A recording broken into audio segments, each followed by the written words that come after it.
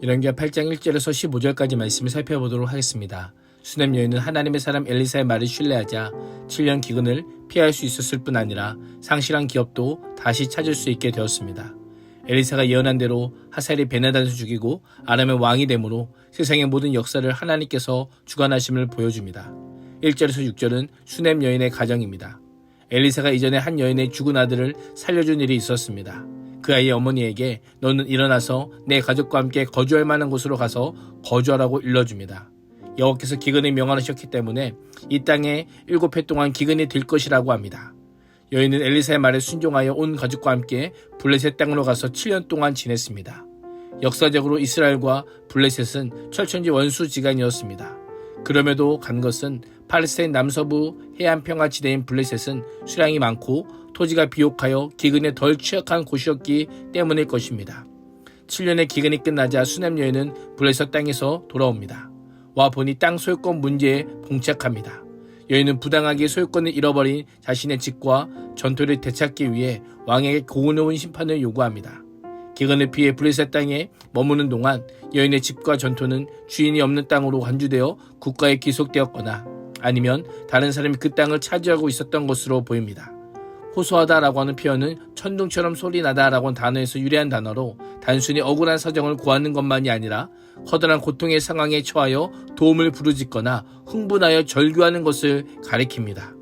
믿음의 남편을 잃은 부인이 빈궁한 살림의 아들들까지 종으로 뺏길 위기에 당했을 때 엘리사를 찾아와 울부짖을 때 이 단어가 동일하게 사용되었습니다. 이것은 수넴 여인이 매우 고통스러운 상황에 있음을 암시하고 있습니다. 더욱이 당시 가부장적인 사회 관습상 여인이 왕에게 직접 나갔다는 것은 수넴 여인이 과부였음을 암시합니다. 하나님의 사람 사환인 게하시가 왕에게 엘리사가 죽은 사람을 살려준 일을 설명하고 있었습니다. 바로 그때 수넴 여인이 들어옵니다. 엘리사가 아들을 살려준 그 여인은 아들과 함께 왕에게 와서 자신의 집과 밭을 돌려달라고 호소합니다. 하나님의 절묘한 타이밍을 한번 보십시오. 하나님께서는 수넴 여인이 왕에게 나아가는 시점과 게하시가 엘리사에 대해 이야기하는 그때가 정확하게 일치되게 하십니다. 만약 다른 시점과 상황에 수넴 여인이 나왔다면 왕은 여인의 말이 대수롭지 않게 여겼을 겁니다. 그러나 하나님은 여인이 왕에게 나아가는 시점까지 배후에서 섭리하심으로 하나님의 백성들의 삶을 인도하시고 보호하시는 분임을 보여주십니다. 우리를 향한 하나님의 시간표는 정확합니다. 우리의 머리털 하나까지 세시는 하나님께서 우리를 눈동자같이 지키시기에 우리에게 난 모든 일은 하나님의 의지대로 이루어지는 필연이요 섭리임을 잊지 말아야 합니다. 게하시는 이들을 보자 내 주 왕이여 이 여인이 바로 그 여인입니다. 이 아이가 엘리사가 살려준 바로 그 아들입니다 라고 말합니다. 사실 여부를 확인한 왕은 신하를 불러서 이 여인의 일을 맡기며 이 여인의 재산을 모두 돌려주고 이 여인이 땅을 떠난 그날부터 지금까지 그 밭에서 난 소출을 모두 돌려주라고 명령합니다. 왕이 소유권 문제를 호의적으로 해결해 주므로 엘리사를 통해 백성들을 보살피는 하나님의 은혜와 사랑을 다시 한번 보여줍니다. 하나님의 사랑은 어쩌다 한 번의 사랑이 아닌 평생 지키시고 돌보시는 헤세드의 사랑입니다. 먼저 찾아오실 뿐 아니라 끝까지 책임져 주시는 사랑이 하나님의 사랑이요 하나님의 은혜임을 기억해야 합니다. 7절에서 15절은 아람 왕이 된 하사엘입니다. 엘리사가 다메섹에 갔을 때에 아람 왕 베나단 2세는 병중에 있었습니다. 어떤 사람이 왕에게 하나님의 사람이 이곳에 와 있다는 소식을 전합니다.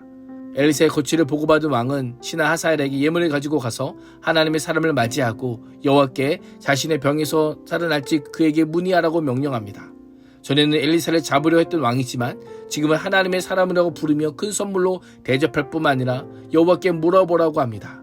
왕에게 있어서 여호와는 여러 신 중에 하나지만 아합 왕 때로부터 요람의 일기까지 이스라엘을 대적하는 동안 왕들은 하나님의 능력이 어떠한지를 똑똑히 보았기에 이제는 여호와를 찾아 도움을 받고자 하고 있습니다. 하사엘은 다메섹에서 가장 좋은 온갖 예물을 낙타 40마리에 가득 싣고 몸소 예를 갖추어 하나님의 사람을 만나러 떠납니다. 하사엘의 왕의 말이 전하자 엘리사는 왕이 반드시 살아날 것이라 말하시오라고 대답합니다. 그러나 여호와께서는 왕이 반드시 죽을 것이라 내게 알게 하셨소라고 또 대답합니다. 엘리사는 하사엘에게 얼굴을 고정하고 그가 어색해할 때까지 빤히 보더니 울음을 터뜨립니다. 하사엘이 그 이유를 묻자 엘리사는 감추지 않고 자신이 본 것을 그대로 말합니다. 나는 그대가 이스라엘 자손에게 어떤 악한 일을 할지를 알기 때문입니다. 젊은이들을 칼로 살해하며 어린아이를 메어쳐 죽일 것이고 임신한 여인의 배를 가릴 것이오라고 합니다. 하나님께서 하사엘을 북이스라엘을 심판하는 도구로 사용할 계획은 이미 엘리야 때 예고되었습니다.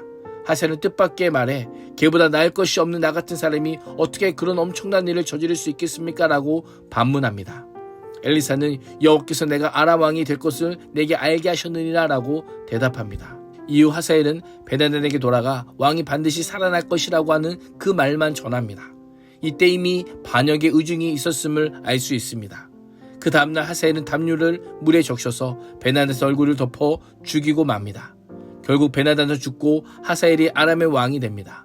그의 주기로 엘리사를 통한 여호와의 말씀과 이전에 엘리야에게 예고하셨던 말씀이 성취되었습니다.